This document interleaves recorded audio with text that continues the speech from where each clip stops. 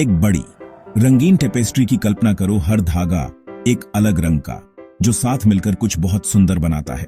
ये भारत है, बेशुमार कल्चर, लैंग्वेजेस और ट्रेडिशंस का देश, जहां हर चीज अपनी ब्यूटी ऐड करती है। बर्फीले हिमालय से लेकर हरे भरे साउथ कोस्ट तक, हर रीजन अपने लोगों, खाने और फेस्टिवल्स के जरिए एक अनोखी कहानी बताता है। राजस्थान में घाघरा चोली, केरला में सफेद साड़ी, हर कपड़ा, हर खाना, हर गाना हमारी डाइवर्सिटी का एक सेलिब्रेशन है। हमारी स्ट्रेंथ इस वैरायटी में है, यही हमें मजबूत और क्रिएटिव बनाती है।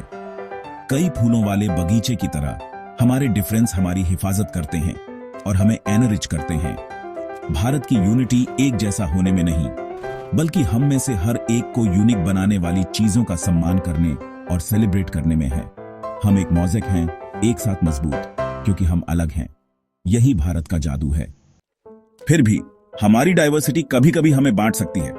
प्रेजुडिस तब बढ़ता है जब हम मानते हैं कि हमारा तरीका दूसरों से बेहतर है, जब हम कास्ट, धर्म, भाषा या अपीयरेंस से जज करते हैं। डिस्क्रिमिनेशन टेपेस्ट्री की ब्यूटी को इग्नोर करने जैसा है, सिर्फ एक रंग को वैल्यू देना और बाकी को खारिज करना। यह दर्द देता है, दीवारें बनाता है और हमें एक देश के तौर पर पीछे खींचता है। अक्सर प्रेजुडिस अज्ञानता और डर में छिपा होता है, जो पीढ़ियों से चला आ रहा है या इकोनॉमिक मुश्किलों से पैदा होता है।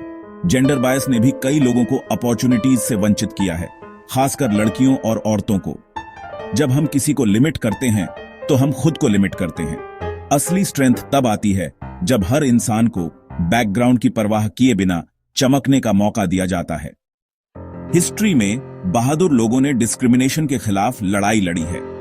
महात्मा गांधी गरीबों के बीच चले, कास्ट सिस्टम को चुनौती दी और सभी के लिए डिग्निटी की बात की। डॉ बी आर अंबेडकर, जिन्हें कभी अछूत माना जाता था, इक्वालिटी के चैंपियन बने और दबे कुचले लोगों की हिफाजत के लिए कानून बनाए। सावित्रीबाई और ज्योतिराव फुले ने लड़कियों के लिए पहला स्कूल खोला, प्रेजुडिस को एजुकेशन से हराया। इन रिफॉर्मर्स को दुश्मनी का सामना करना पड़ा, लेकिन उनकी हिम्मत ने बदलाव का रास्ता दिखाया। उनके हथियार सच्चाई, करुणा और इक्वालिटी में विश्वास थे। उन्होंने साबित किया कि प्रोग्रेस एक ऐसे समाज को बनाने के बारे में है जहां सभी का सम्मान किया जाता है। उनकी लेगेसी हम सभी के लिए एक कॉल टू एक्शन है। इक्वालिटी के लिए काम जारी है हमारे साथ। इंडिपेंडेंस के बाद हमारे लीडर्स ने जस्टिस के लिए एक फाउंडेशन बनाया, कॉन्स्टिट्यूशन। डॉ अंबेडकर ने यह सुनिश्चित किया कि यह सभी के लिए इक्वालिटी, लिबर्टी और फ्रेटर्निटी का वादा करे, डिस्क्रिमिनेशन और अनटचेबिलिटी को गैरकानूनी घोषित करे।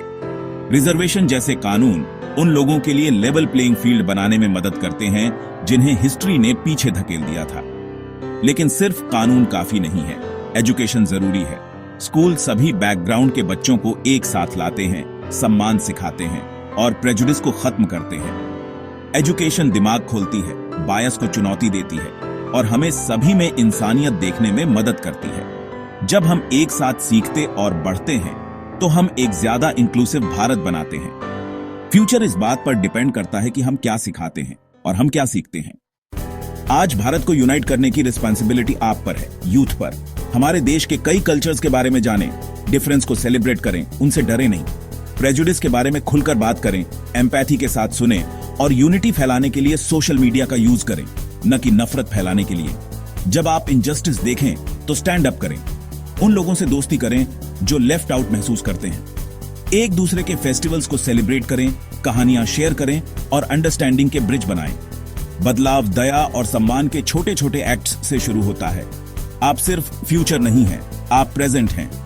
अपनी एनर्जी और करुणा के साथ आप यह सुनिश्चित कर सकते हैं कि भारत की डाइवर्सिटी उसकी सबसे बड़ी स्ट्रेंथ बनी रहे।